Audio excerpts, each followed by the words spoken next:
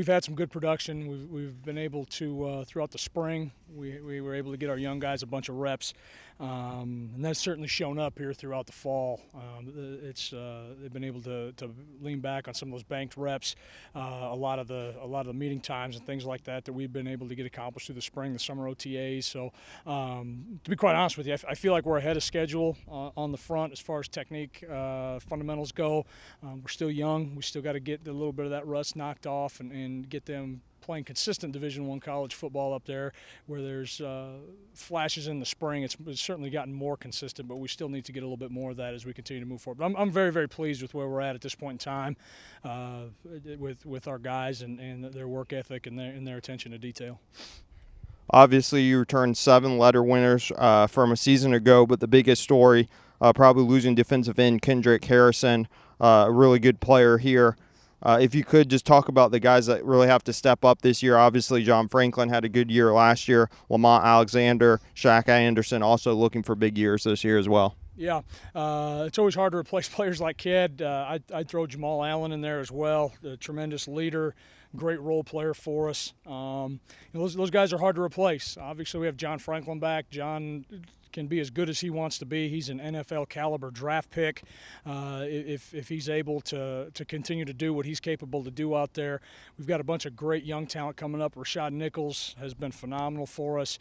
Jack Martin, Gary Sampson, LaRon Cox, Shaq Anderson. I mean, and the depth goes on and on and on. I mean, I've been very, very blessed to be able to recruit a bunch of great high school talent. We've been able to retain them here, and we've been able to develop them through the program, and that's really been a key for us here. And I think that's why we've been very, very consistent, at least at the defensive line. Speaking strictly of myself,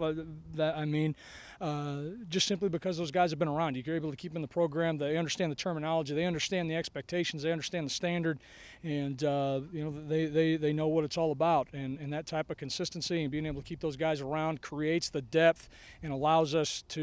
You can never really replace a Ked. You can never really replace a Jamal, but another guy's ready to step up and move in and fit that role when those opportunities present themselves. You've got what seems like a good mix between leaders and upperclassmen and then also 5 freshmen. What does that do for the group, the young guys pushing the older guys and vice versa? Well, absolutely. I mean, our young talent is incredible. I mean, I look around the room. I think there's several All-Southland Conference guys sitting in there.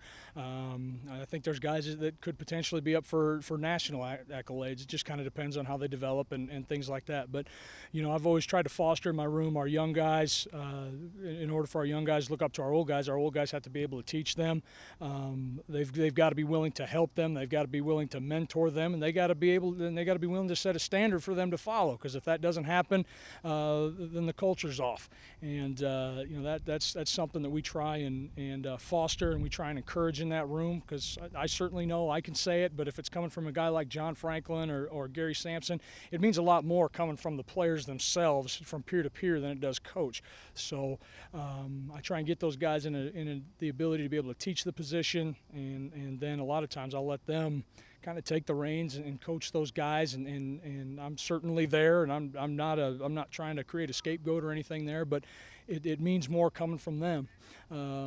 And the young guys, when they learn that stuff and they're able to get those fundamentals in there, it does make our older players better, because they feel that heat coming on them from the back end of it, and they know that if they perform, if they don't have a good day, then somebody in our position group is catching up on it. It creates great competition, it creates great camaraderie, and in the end, it continues to create a very productive position group.